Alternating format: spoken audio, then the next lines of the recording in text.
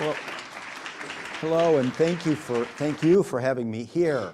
Of course, I love Kansas City. I've been here several times.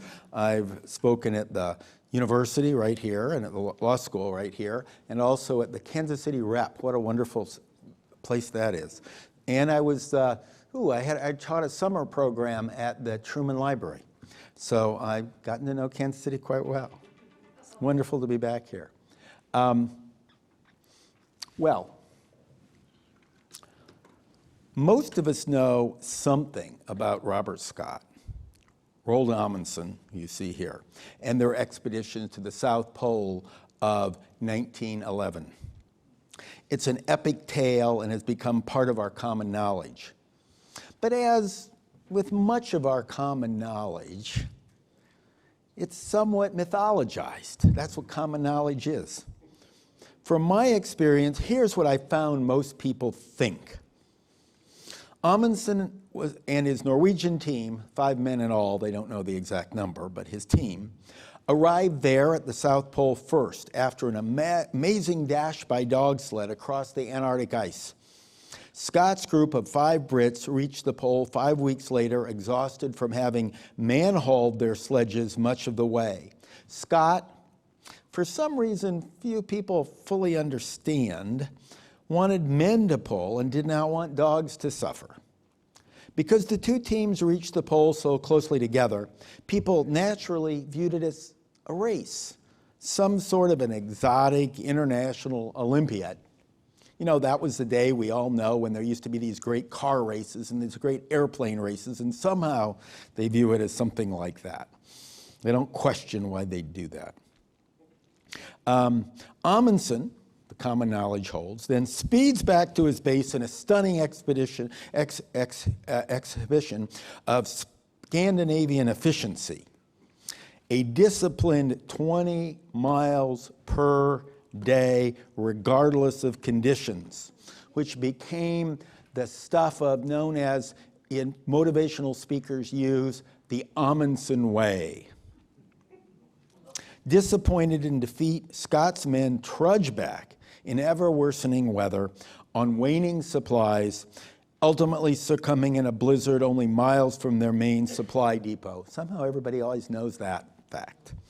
Over time and countless retellings of the story, Amundsen becomes a model of 20th century organizational man, sort of an early version of Taylorism. Not necessarily loved, but certainly respected. While Scott seems a heroic but tragic 19th century Victorian character, derided by some for his poor planning and choices, but idealized by others for his courage and perseverance in the face of the death, sort of a Charge of the Light Brigades character. The common knowledge, I should say, if that's the common knowledge, and that's what people seem to know, and I think it's remarkable that people know that much about something that's over 100 years ago. It's about right on Amundsen and his expedition, but there is so much more to say about Scott's Terra Nova expedition of 1910 to 1913. And on that is why I was invited. I'd be happy to give a whole talk on Amundsen. He is one of my heroes. But I've been invited because of the science part at a science museum to talk about Scott's Terra Nova expedition. Because of the 2 expeditions, Scott's was actually the more modern and a marvel of planning, if not execution. And the British, unlike the Norwegians, never thought of themselves in a race. Scott certainly wanted to get to the pole first, but not as a mere dash. With 33 men wintering in the Antarctic compared to Amundsen's 9, Scott led a complex and multifaceted scientific expedition while Amundsen staked everything on a race to the pole, getting there first. He won that race at least in part because Scott was handicapped by the expedition's other goals, a lack of focus that became fatal. Let me explain, since with my book I go over all of them, the whole expeditions, the planning, the development, but we don't have time for that today. So let me instead look back to where things stood with both expeditions just 2 months prior to Amundsen, 6 months, excuse me, 6 months prior to Amundsen getting to the pole, and retell the story from there. I could go back earlier, it would just reinforce the differences between the two. So, in May 1911, Amundsen and Scott were at their respective winter quarters. Here is Amundsen. By the way, you can see their difference just in the pictures that were put in the frontispiece of their books. Amundsen in his winter garb, polar from the North Pole. There are no polar bears in the South Pole, otherwise there wouldn't be any penguins. But he had already been the first person to do the Northwest Passage, and he had polar garb from there. And it worked great, by the way. Scott, I mean, what is he going to do in the pole here? He actually wore gabardine, is what he was wearing for the pole trip. British gabardine, of course. But where they begin is by this time, they were at their respective winter quarters. And remember, May, mid-darkness. You know, the seasons are reversed down there. They were about 400 miles apart at opposite ends of the Ross ice shelf's edge. Scott was here at a camp here. Amundsen was here up at the Bay of Whales. This, in the summer, the Antarctic summer, this is open sea. It all freezes over in the winter with sea ice, or at least used to. But this is open, and so they sail down. So the trick, if you're going to go to the Antarctic, if you're going to try to make it to the South Pole, and several people had already tried to do it. Scott had tried once before, and Shackleton had already tried once before, and others had. The trick, and the same way with the North Pole, Perry and all the ones going to the North Pole did the same thing, and the British, is you sail down the previous year in the fall while the sea ice is still open. And then you camp at the edge, same way in the North Pole. If you're trying to get to the North Pole, and they were trying to go to the North Pole the same sort of time. They were all pre-World War II events. And then, because you can't sail down in the spring because it's too late, you'll get there too late. And so you have to camp over, winter over, total darkness. Remember, sun never comes up during the winter for 5 months. And then 6 months if you're at the pole. And then you set off as soon as you can in the spring, because you won't have time if you sail down. So you have to winter over, and then you head out as soon as it's spring, because you only have a few 6 months of light to try to get down and back. That's the challenge. That's the trick. They figured that much out, because you have to get back before it gets dark. Now the sun had set at both camps in late April, so it had been down 6 months before. It had already been down for a month, leaving them in midwinter darkness until September. Amundsen and his men remain in camp during this entire period, devoting all of their time and all of their efforts for all of their men to preparing themselves and their equipment for the polar trip ahead. They set off for the pole on October 19, the earliest they could possibly do it. From that point on, with 4 sledges, 5 men, and beginning with 52 dogs, it was a dash across the Ross ice shelf. You can follow it up here. This is all glacial ice that's come down from, there's a mountain range across here. The pole's behind the mountain range. This is behind the mountain range, it's a glacier. An ice sheet behind here, the polar ice sheet, 2 miles thick, pushing up against the glacier, down through the mountains, through various passes in it, comes glaciers come down here, and then go out into the sea and form this permanent ice shelf. That's really an ice foot that sticks out. But here, it's this huge area of barrier. So this is totally flat. You have to go up the mountains, and then it's totally flat again up at the top. I've climbed it. I know how it works. So they go across here. Oops, pushed the wrong one. They go across here, across the ice shelf. That's flat. They go up this glacier, which they didn't know was there, but they found one. And then they go across the top. You'll see this is a shorter run, by the way. That's less distance than here to here by Well, several hundred miles. They arrive at the pole itself on what they think on the 14th. And Amundsen's diary at that day says, at 3 in the afternoon, a simultaneous halt rang out from the drivers. They had carefully examined their sledge meters, that measures the distance you've gone, and they all showed the full distance, our pole by dead reckoning. The goal was reached, our journey ended. The Norwegians saw no sign of Scott having made it. There they are.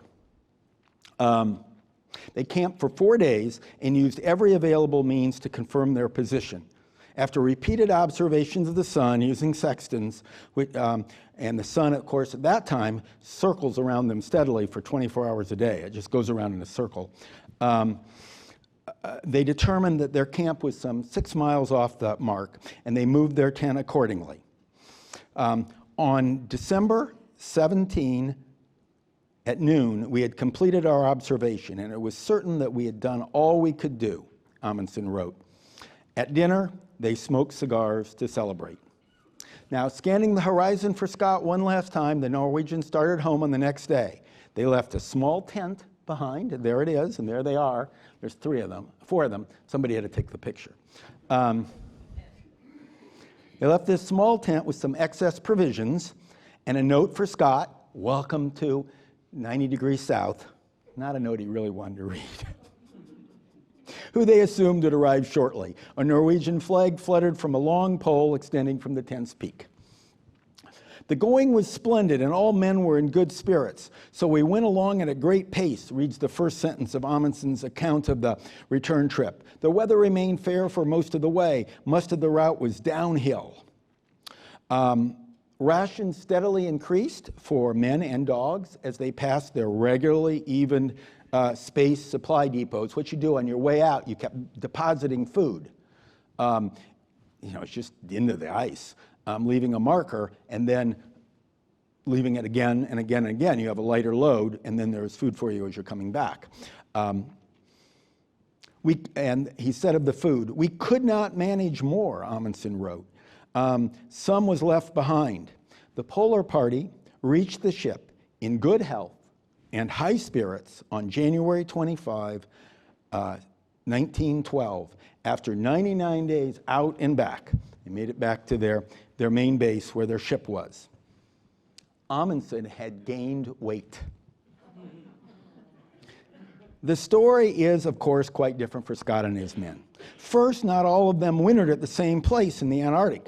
6 of them, including the expedition's 3rd officer, Victor Campbell, who became a hero in World War I, by the way, as a Navy captain, and the experienced Antarctic geologist Raymond Priestley, another hero during World War I, who had been a veteran of Shackleton's Nimrod expedition, had been dispatched to conduct geological, geographical, and glaciological research at Cape Adair, and were wintering over there in a hut. See, just to remind you where that is, this was the main base for Scott. He left a group of them, 6 of them, way out here at Cape Adair to do research over the winter in this hut. They would take prefabricated huts down with them and put them up in which to stay. And this is that group. This is the group. All of them, by the way, served in World War I, for that matter. When winter ended, though, for this group, after doing research out at Cape Adair, rather than go back to the main base and serve as some sort of support for the Scott's expedition to the South Pole, they were transferred by ship to Terra Nova Bay. I guess I can show you that. Oops, back I go. If I do show you that, it's right up in here. Right up in there is Terra Nova Bay.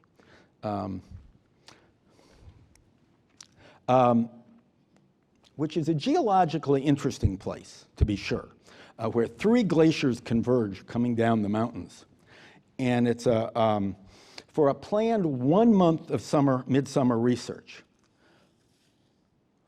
But for them, that's where the real adventure began, after that month.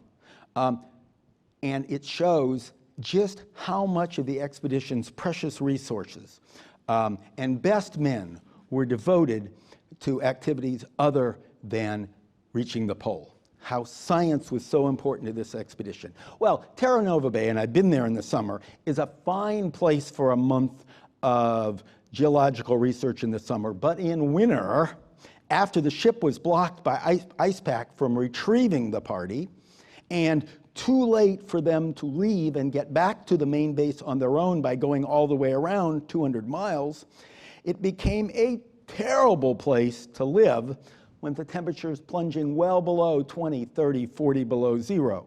The men recognized their fate in late February of 1912 after waiting for the ship nearly 2 weeks at Hell's Gate, the aptly named drop-off and pickup site.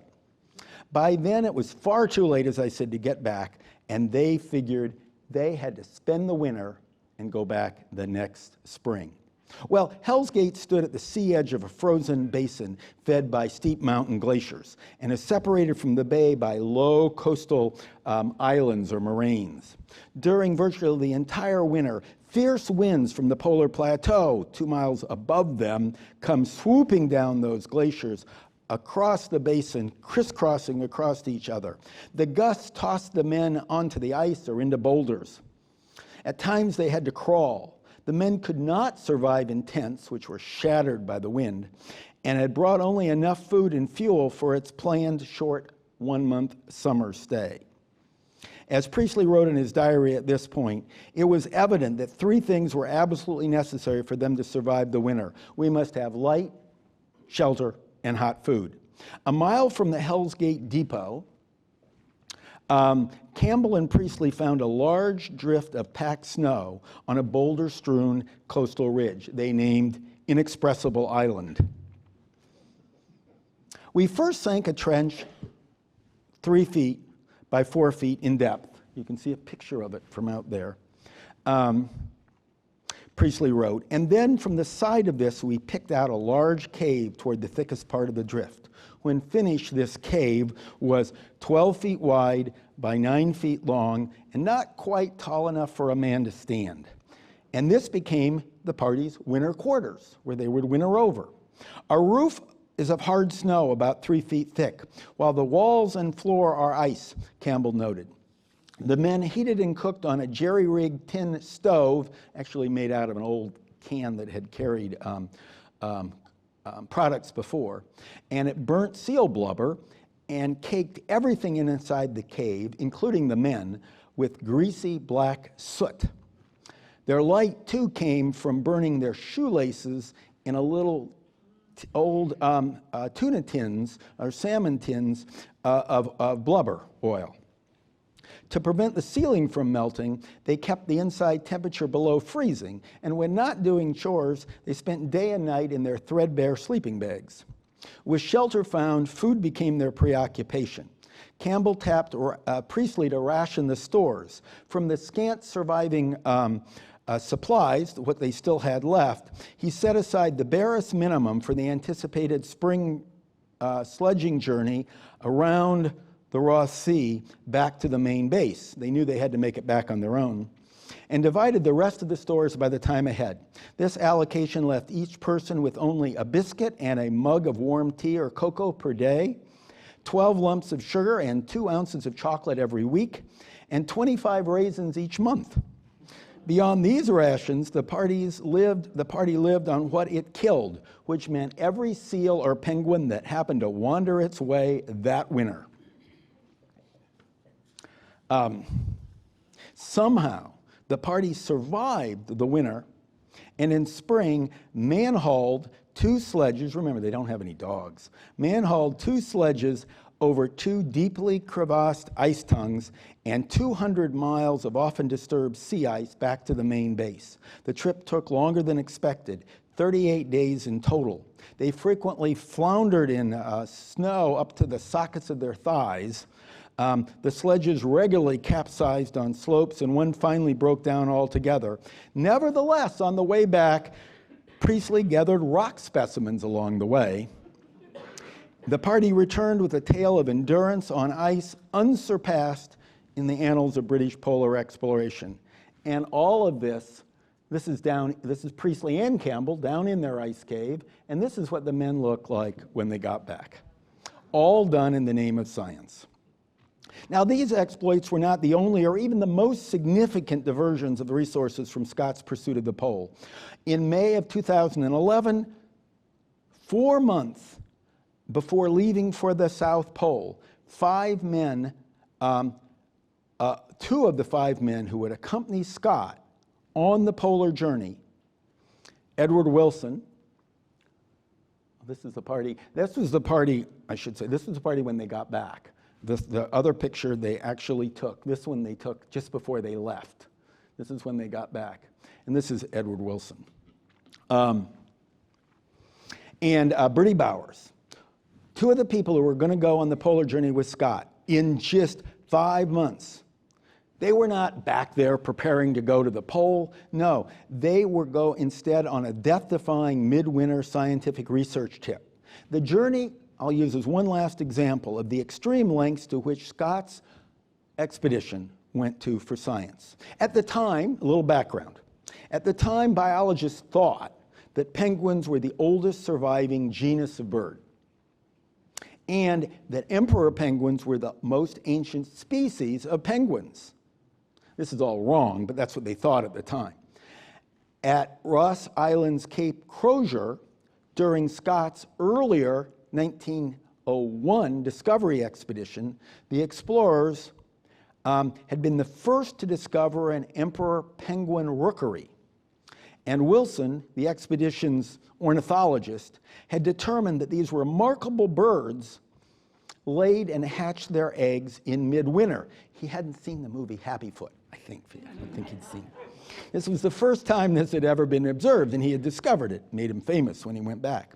Now Wilson wanted to go back to the site for further research. In particular, in line with the then current evolutionary theory, he wanted to see if the youngest embryos of this supposedly oldest avian species displayed vestiges of reptilian teeth.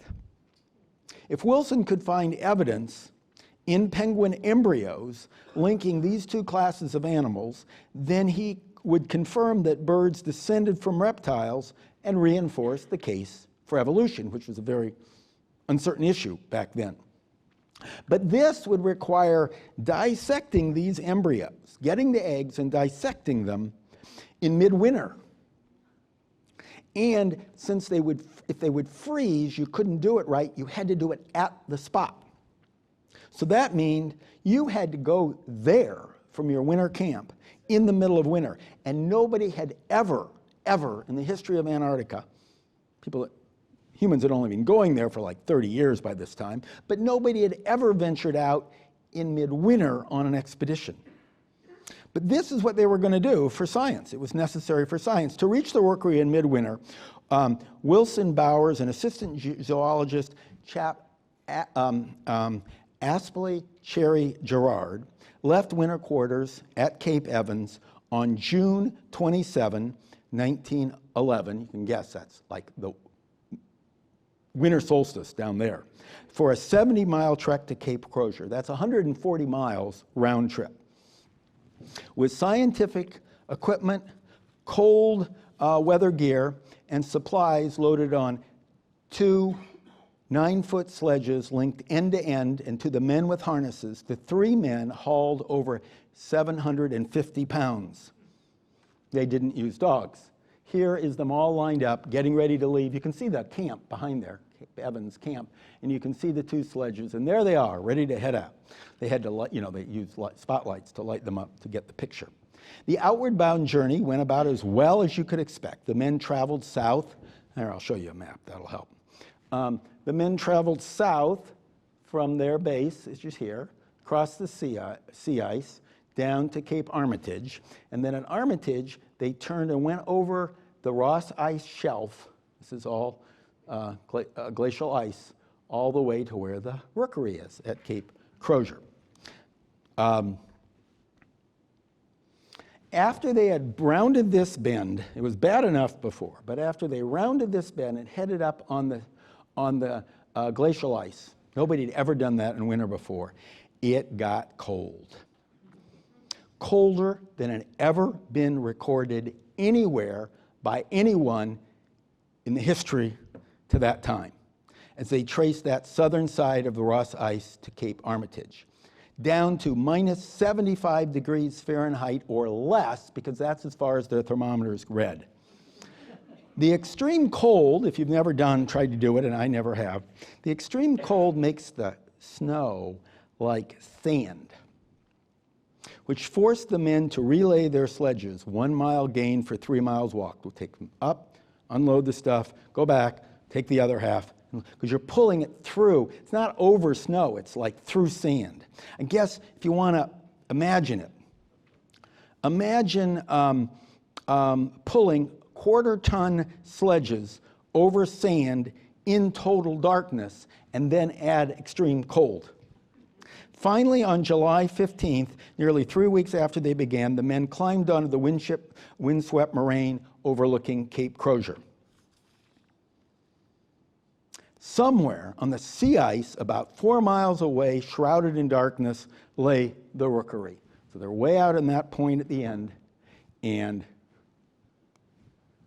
Wilson's a very good artist, and when he got down there, he drew them. So we have his drawing of the rookery. Before trying to reach it, the men built a stone hut on the moraine, which they planned to live and work while studying the emperor penguin embryos and eggs. Remember, they needed a warm place where they bring the eggs back. They have to keep them warm. They'd keep them warm, bring them back, and then dissect them before they froze, because once they froze, you couldn't discover the details after the eggs and the embryos froze. So they needed this place, and they'd taken along all the microscopes and things they needed to do this. It took about 3 days of hard labor to complete the project. Using a sledge, one of the sledges as a ceiling beam, they stretched canvas over the top of 4 rock walls, and I've been to it. The rock walls are still there. Caulked the cracks with snow and assembled a blubber stove for heat. To protect them from the storms sweeping off the ice shelf, they built their hut into the lee side of the moraine, just below the ridge. Up there, you can imagine it up above that. With the hut up and in need of blubber for fuel, the party set out for the Penguins. Making full use of the midday twilight that now illumined the ice dimly for a few hours each day, the men picked their way down to the rookery. The trek took much longer than they expected, however. Quote, "At last we got out on the ice foot, overlooking the sea ice, and there were the emperor penguins," Wilson wrote. The light was rapidly fading when we at last reached the sea ice, and we had to be very quick in doing what we were there to do. The explorers faced a dilemma. Cherry Gerard wrote in his book about it. After indescribable effort and hardship, we were witnessing the marvel of the natural world. We had within our grasp material that might prove its utmost importance to science. We were turning theories into facts with every observation we made, but we had not a moment to lose. The party had not carried enough supplies along with them on this little day trip to stay out overnight, nor could they get back to their camp in total darkness. So they quickly skinned 3 penguins for blubber, grabbed 6 eggs, and bolted to the hut with the expectation of returning another day for more research. And here are the 3 eggs. 3 of the 6, the only 3 that made it back. The weather deteriorated you can see them in the museum in England. The weather deteriorated overnight and threatened to become much worse. By setting the hut just below the ridge, Wilson hoped to protect it from winds, but he had unknowingly placed it in the path of powerful updrafts going up, as opposed to coming down. The storm's first strong gust ballooned the canvas roof upward and sucked snow in from every crack in the stone walls. The men piled slabs of ice on the roof during lulls in the storm, but it made little difference. The brunt of the storm hit the following night with gale force winds.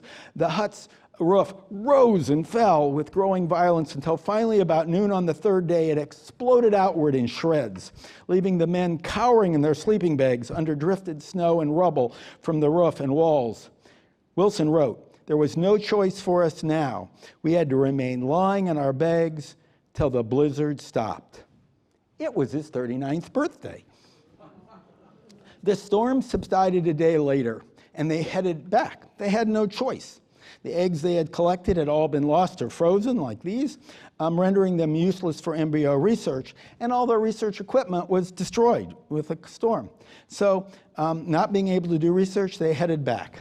Now, the return trip was a living hell. The exhausted party first had to recross the pressure rivers and crevasse land ice around Cape Crozier, then passed over the frigid ice shelf to Cape Adare before turning north on the sea ice to winter quarters. With only about 4 hours of dim twilight and up to 16 hours of sledging each day, darkness remained a severe handicap. Quote, "We traveled as much by ear and by feel of the snow and ice under our foot as by sight," Wilson wrote. At one point on this trip, Bowers dropped, this is Wilson's drawing of it, dropped into a deep crevasse and hung there. The only thing that saved them is they were pulling the ice sledge. So they were harnessed up. And so he hung by the ice sledge. As you can see, the sledge almost followed him down. And if it had, they were both holding it back. And they managed to arrest it. And then they had to drop down and rescue him from the crevasse, as you can see this endeavor. The temperatures again on this route back plunged to minus 70 degrees Fahrenheit, making their sleeping bags absolutely worthless for warmth. The problem was the men would sweat at night in their sleeping bags, and then when they got out the next day, these bags would immediately freeze solid. So they could get in them the next day. They would stuff them, before they thawed, they would stuff them filled with their clothes in their body shape. And then they'd let them freeze and lay them on top of their sledges when they went back.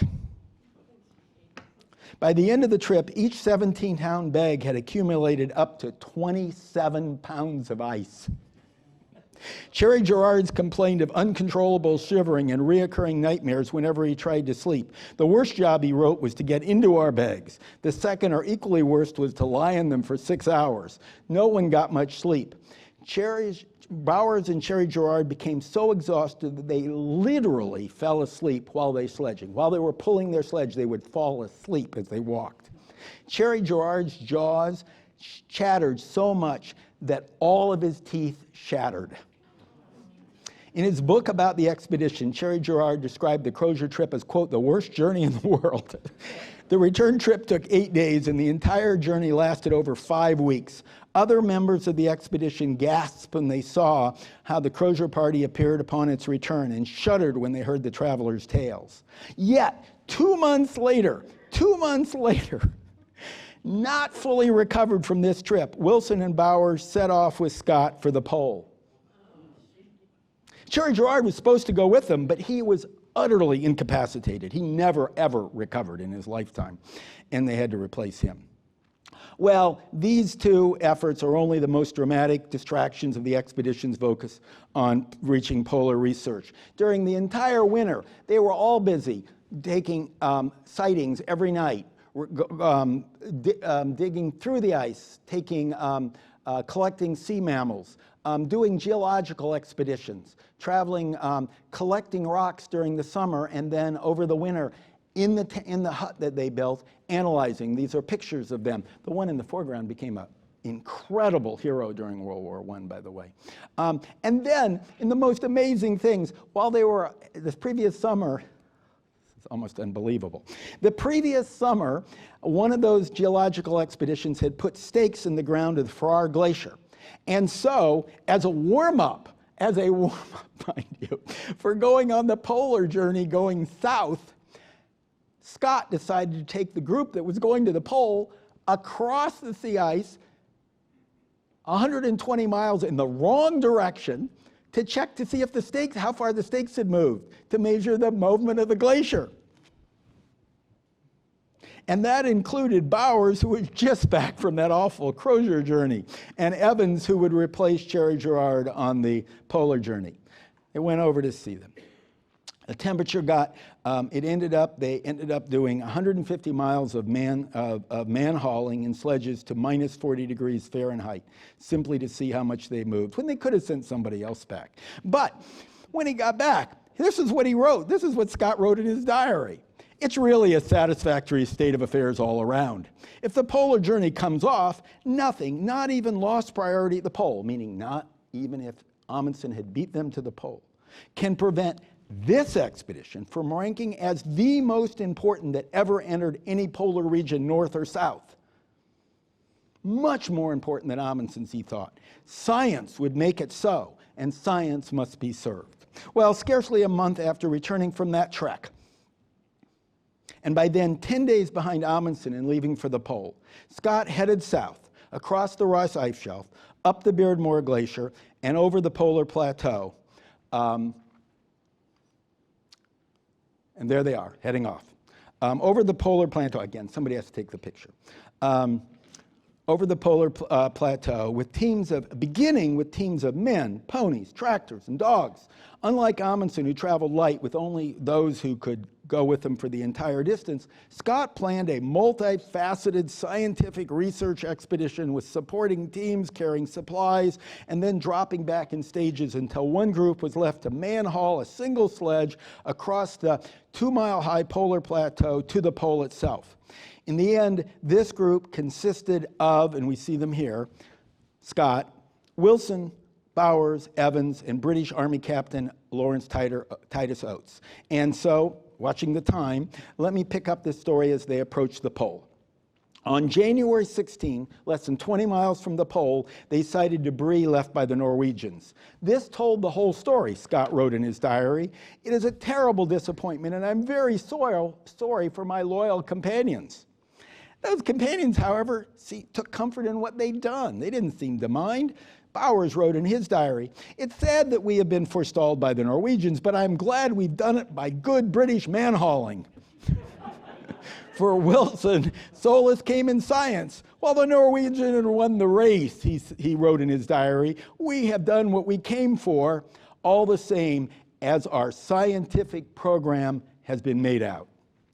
The pole, yes, but under very different circumstances than those expected, Scott wrote on January 17. "Great God, this is an awful place."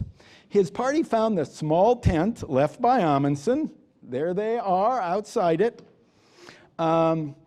Took several rounds of sights to confirm their location. Took one picture at the pole. They used a trigger camera, so they all got to be in it. And then departed a day later. On the return trip, the surface posed the most relentless problems, with extreme cold providing that sand-like snow we've heard about before. It was much the same every day, day after day, if you read the sledger's diary, filled with complaints about the snow. All pull, no glide, with the sledge runners sometimes sinking so deep in the granular surface that the crossbars literally plowed through the snow. It's not what you want with a sled. One expects the Antarctic to be cold, even in summer. But actually, later studies showed that it turned unusually cold later that summer. And of course, as it was later summer, it naturally became colder, much colder than the Amundsen's team had ever faced. The British hoped for relief after they left the plateau on February 7th, but the inevitable pitfalls of the Beardmore Glacier, which has a lot of crevices, that they followed, were followed then, surprisingly, by even lower temperatures when they got down to the ice shelf, and that persistent gradual snow. And here is my picture of the Beardmore Glacier going up. They were coming down it now. Near journey, hunger also stalked the polar party, even though it traveled on full rations. Until journey's end, they reached most of their depots that they'd left with food to spare. But the prescribed amount for each meal did not supply enough calories for pulling at altitude over poor surfaces at low temperatures. And then the fuel oil began running low due to leakage from the stores left in the depots, which meant that they weren't sealed right, which meant cold pemmican rather than warm stew at night. The unrelenting heavy sledding, low temperatures, and inadequate diet inevitably weakened everyone. For Evans, the serious trouble began when he gashed his hand on December 31. The wound became infected, and his fingers suffered severe and prolonged frostbite. By the time that the polar party reached the Beardmore Glacier in early February, Wilson noted, Evans' fingers discharging pus, nose very bad and rotten looking. By then, Otis's feet had also reached a critical stage. Titus's toes are black, Wilson reported, and his nose and cheeks are dead yellow. In addition to being the ornithologist, Wilson was also the physician for the expedition. Although never diagnosed, everyone surely showed signs of scurvy. Nevertheless, despite their critical physical condition, on the way back, of course, they took time out for doing science as they descended the glacier. Right at that spot, that's why I use that picture. That's Mount Buckley. The deep snow and ice covers almost this whole return trip from the pole, or outbound. With the mountains above Beardmore, especially Buckley Glacier, Mount Buckley right there, that brown spot, providing the only relief from ice. Upon reaching the glacier, the nearly exhausted sledgers steered toward this exposed moraine of Mount Buckley, and here is their picture of it. That's a picture they took going down the hill while they were going down. The moraine was obviously so interesting that I decided to camp and spend the rest of the week geologizing, Scott wrote after lunch on February 8th. We found ourselves under perpendicular cliffs of beacon sandstone, weathering rapidly and carrying variable coal seams. From the last, Wilson, with his sharp eyes, has picked out several plant impressions. They took away 35 pounds of rock and fossil specimens. Here is Wilson's drawing of what they saw and where the rocks were and where they captured the fossils. Those specimens, Scott thought, could salvage meaning from a failed attempt to reach the pole first. This break gave the party its last respite. Evans was the first to go. After floundering down the glacier for a week and falling into several crevices, he became increasingly disorientated. Wilson thought that Evans had injured his brain in a fall, and by February 16, described him as sick, giddy, and unable to walk even by the sledges on skis. He dropped far behind the others a day later, and when they went back for him, he was on his knees with his gloves off and a wild look in his eyes. By the time they carried him to the tent, he had slipped into a coma and soon died. Leaving the body, they proceeded down the glacier and onto the ice shelf. Oates went next. His feet were getting worse. The cold and the lack of fuel for hot meals contributed to the problem. By ice shelf's midpoint, he could no longer pull and harness, and soon began holding the party back, which irked the soldier in him. On March 11, Scott ordered Wilson to supply everyone with a fatal dose of opium for self-administration, but Oates struggled on with the others for 5 more days. Scott wrote in his diary for the 17th, he slept through the night before last, hoping that, having said he hoped not to wake, but he awoke in the morning. It was blowing a blizzard. He said, I'm just going outside and maybe some time. He went out in the blizzard, and we have not seen him since. It was Oates's 32nd birthday. The others marched their last on March 19. 2 days earlier, they had left behind everything except the barest essentials and, at Wilson's request, their diaries, field notes, and of course, those 32 pounds of geological specimens. These they carried to the end. Their final camp stood only 11 miles from a massive depot stocked with special treats where a relief party had waited until the 10th. Scott's right foot had given out by then and fuel was nearly gone, but they still retained hope of getting through.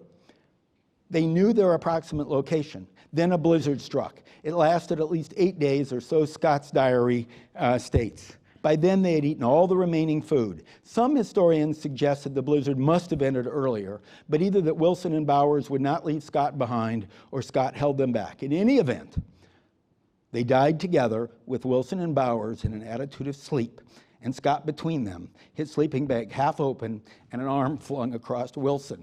The following spring, a search party found them frozen in this position, along with their notes, diaries, and those geological specimens. Given the epic tragedy of Scott's death, and the remarkable efficiency of Amundsen's effort, and the riveting drama of the supposed race between the two parties, I'm not surprised that historians and popularizers alike have focused on the narrative of these expeditions on the quest for the pole. As a historian of science, however, I'm drawn to science. Researchers on Scott's 2 Antarctic expeditions and the intervening one led by Ernst Shackleton opened an unknown continent to science and helped transform our understanding of global meteorology, biology, and oceanographical systems. For the first time, thanks in part to those 35 pounds of fossils, they proved that the southern continents were once linked together and offered surprising evidence of historic climate change. To me, not only are these stories of doing science in extreme conditions at least as gripping as those about getting to the pole, they are part of a more significant narrative that continues to today in a vast amount of research still conducted in Antarctica. Further, they help to explain why Scott trailed so far behind Amundsen in getting to the pole, despite having more men and more resources. Scott's expedition was up to something that ultimately had more meaning than priority at the pole: science. Thank you.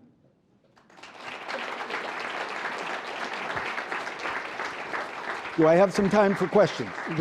Yeah, we do have time for questions. I was just thinking. We got a late start because it was a... No, yeah, we have time. Great. You know, I was complaining about the cold weather that moved through a couple nights ago, but that was nothing. Your teeth look fine. Yeah. Raise your hand if you have a question.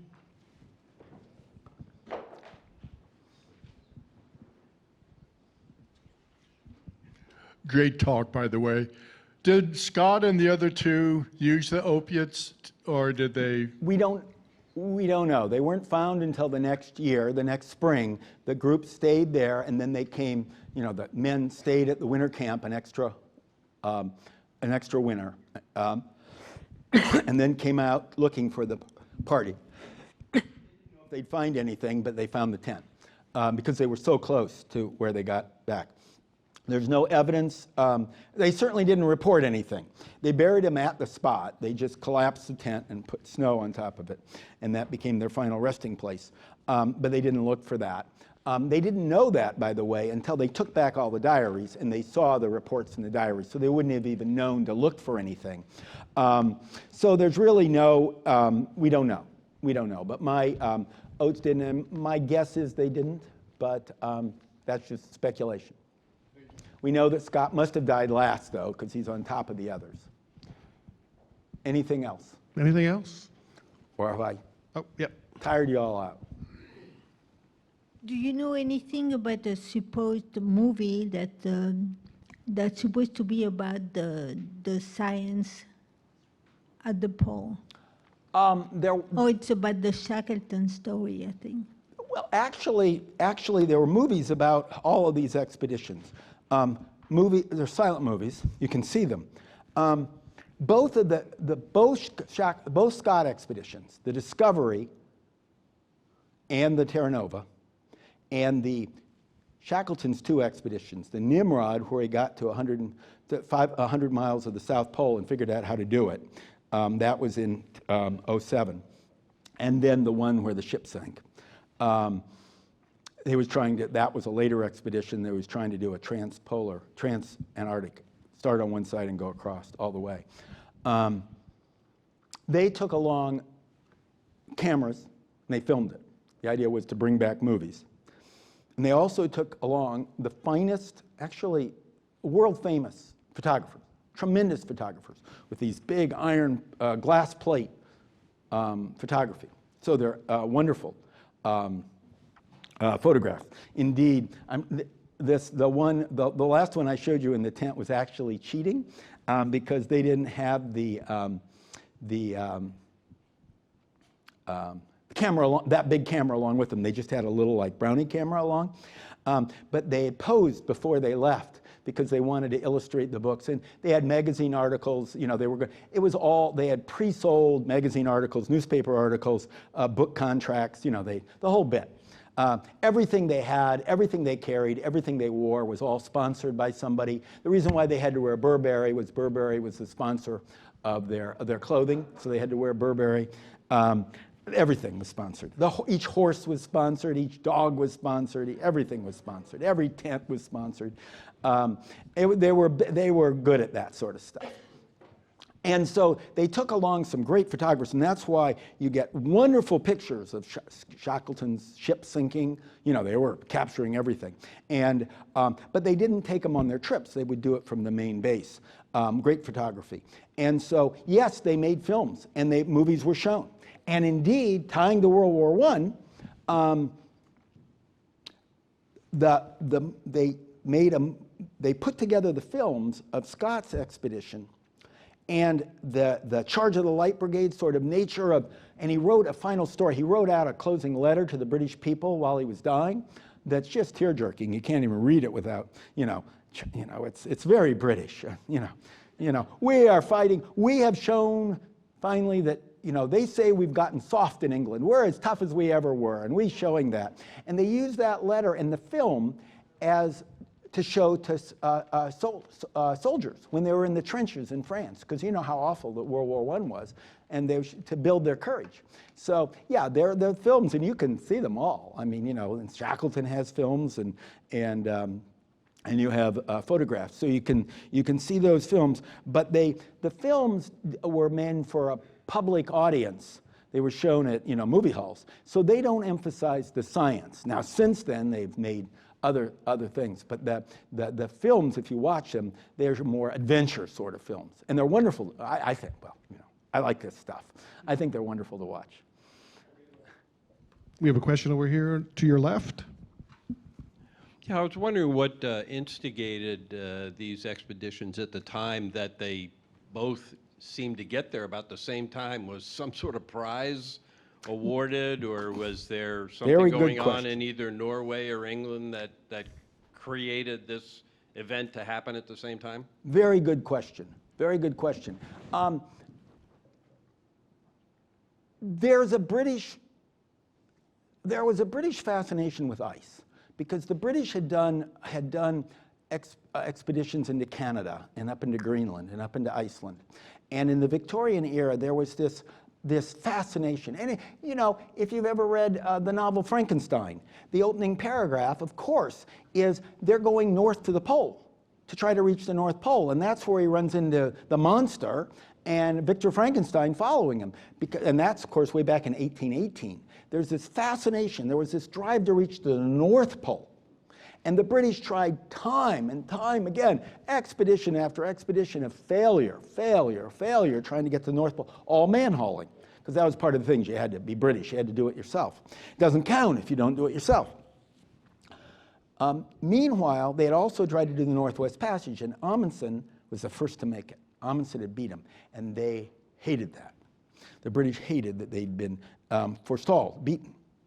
But they'd given up on the North Pole, and after Ross's expedition and found this basin, they started trying to go to the South Pole, because they realized there's nothing at the North Pole. It's just floating sea ice. They'd gotten far enough north to know there's no value here, and the British were trying to build an empire.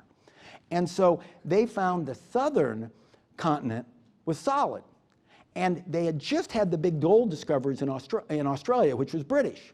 And they went down looking for gold. And they thought they could discover gold down there. And so Shackleton took along all this.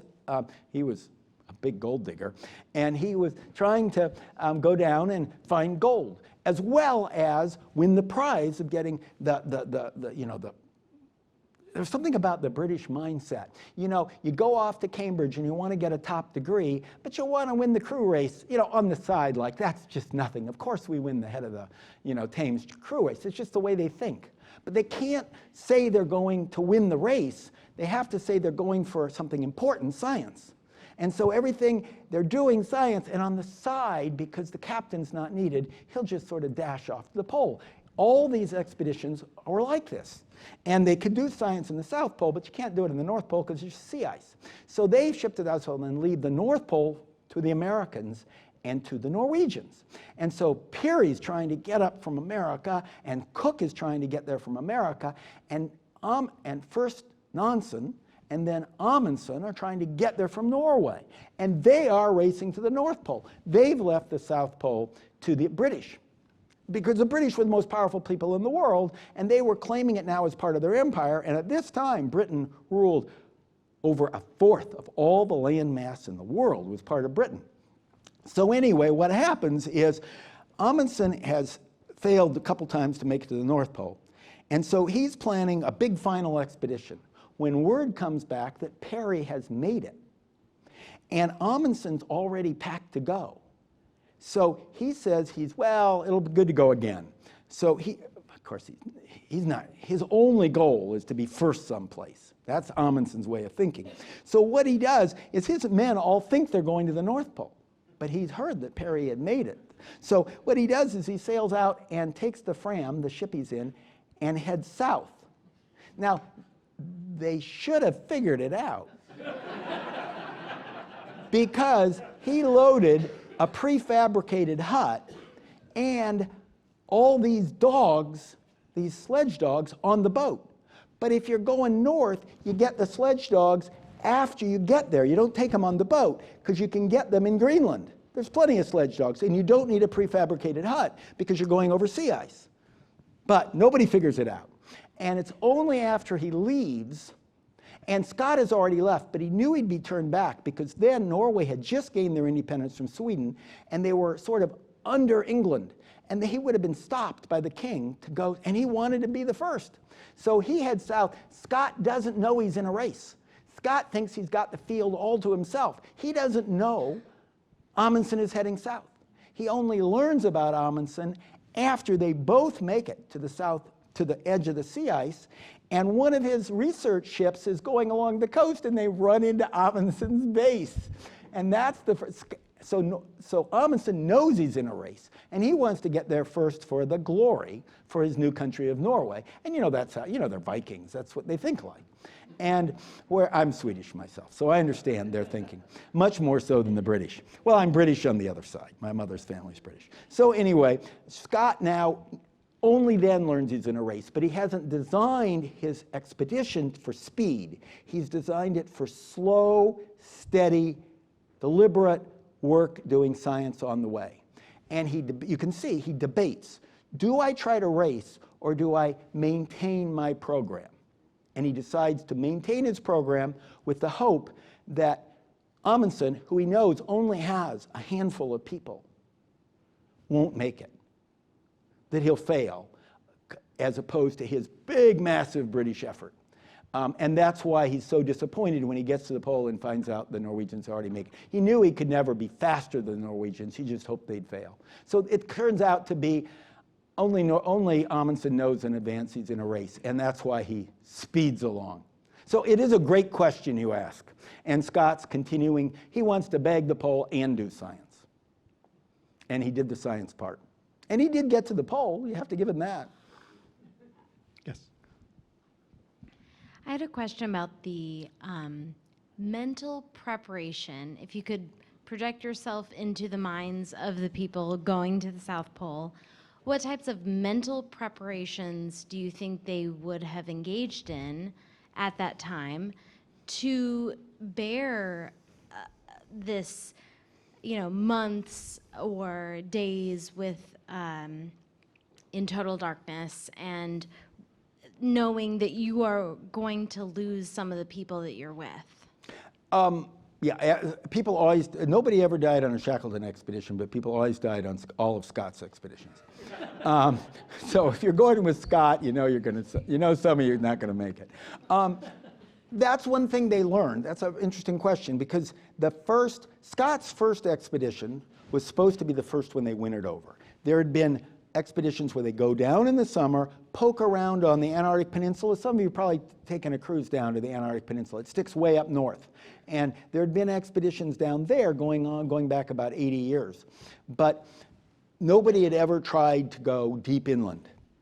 And a few years before, a Belgian expedition was caught in the sea ice, and this was in '97. They were already preparing the Discovery expedition, Scott's Discovery expedition. And a Belgian expedition got caught in the sea ice and had to winter over. And they didn't know they were going to have to winter over.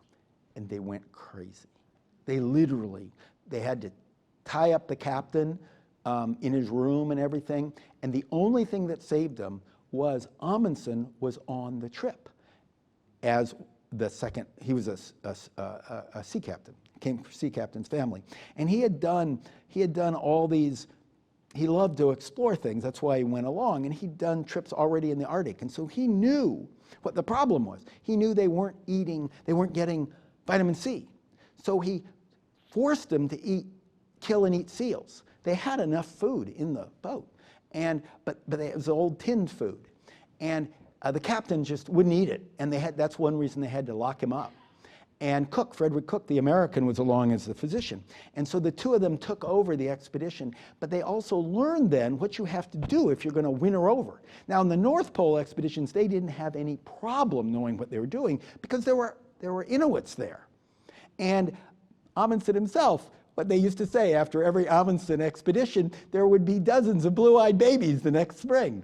They had plenty to do up there. Scott, and same way with Perry. He had a whole second families up there, and so did Hansen, his assistant, who went with him. So they had things to do. But in the South Pole, you're nothing down there.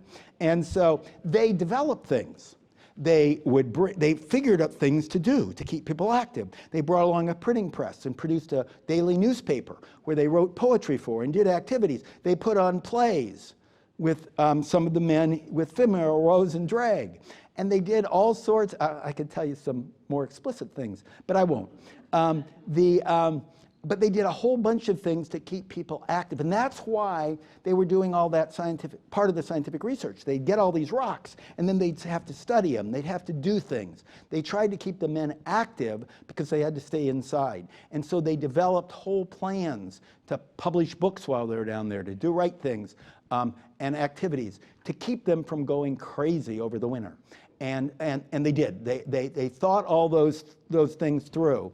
And some of them, like Wilson, was into Eastern religions, and he meditate. They do all sorts of things to try to deal with exercise equipment. They tried to deal with those things. They had bright lights. They'd bring lighting that they'd put in so the inside of the cabin would be like blindingly light during the day and then turned off at night. They had all sorts of different activities that would try to keep them. But that became a major issue of how to keep your men from going crazy over the winter. And they were all men. They never, even though a lot of women applied, they never took women. All right, we're a little past the hour. Let's make this the last question. It's from an online viewer. We see a photograph of you at the South Pole. At the Amundsen-Scott base, which is the Americans' base at the South Pole, is called the Amundsen-Scott base, appropriately. Did your perception of these expeditions change when you first visited Antarctica? Oh, well, wow. I mean, nobody had written NSF. I thank you all. I thank the American taxpayer. That's how I got to go. I'd written a book about science on the Galapagos, and the NSF contacted me. We need another book. We don't, about early Antarctic science, because nobody, we have these isolated papers from these guys, but nobody's really contextualized them.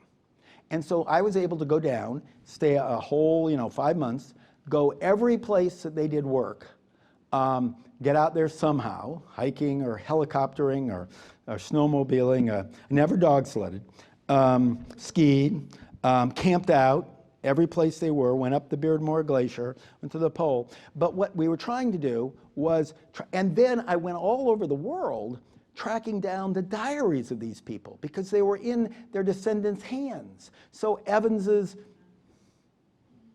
great-granddaughter, or all these people, their great-granddaughters, their great-grandsons, whoever had their papers, because they'd not really been. Now, Scott Polar has collected all of Scott's and all of Shackleton's and some major things. That's that's in Cambridge. Spent a lot of time there. But by pulling all this together, because one of my jobs was to try to figure out what was done for science, because everyone had focused on the expedition part, the race to the pole part, and the incredible story of the race to the pole. It is an incredible story of human endeavor, but there's science, and it was amazing how many of their descendants who knew their ancestors' stories, because most of their ancestors came back, and they talked about it, and they were so touched that somebody was interested in what their guy was doing. Their guy who'd never gone to the South Pole instead had gone over and gone to the penguin rookery, or gone to Cape Adair, or had climbed up these glaciers and climbed to the polar plateau collecting geological records, or dug through the ice and pulled up and spent the whole year pulling up and checking marine species. And why that was important is today is because those research, which they all cataloged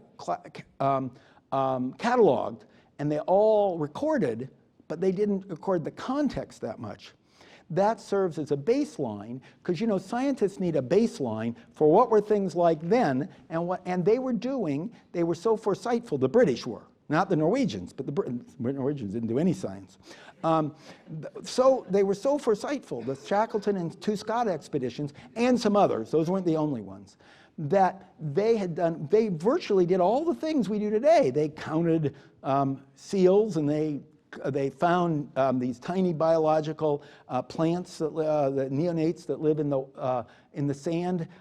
They would dig down. They would do all these really sophisticated research. They took temperature readings. They took weather readings.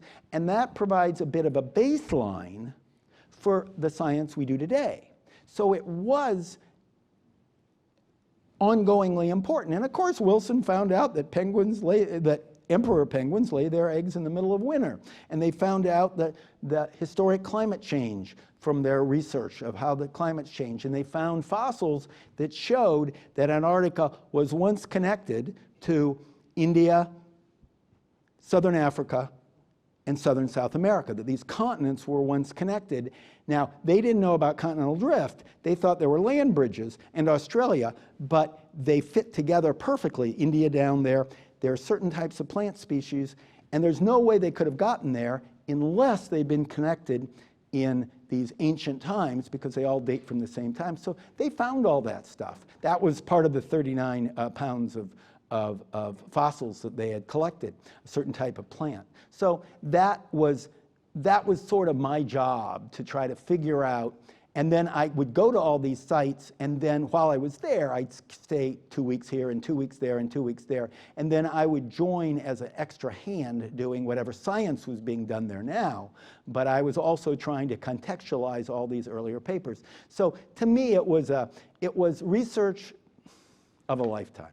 It's the most fun research I ever did, because I got to combine archival research and also going to various homes and families and meeting with people, and then going on the site and seeing it. So it's a story I'm remain very excited about, and I'm glad I was able to share it with you tonight. Sorry for running over. Thank you.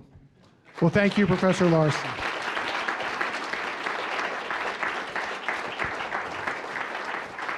It's just an incredible story. Well, it got to my coldest, camping out on the polar plateau with gale force winds. The coldest we got was 65 below. But I was there in the summer. Only 65 below. Only 65 below. But I didn't have Burberry. I had better polar garb provided by NSF. We weren't allowed to take any of our own clothes. We had to use just what was supplied to us by NSF. Thank you all for attending tonight. Visit lindahall.org and theworldwar.org for all of our upcoming events. Thank you, and be careful out there.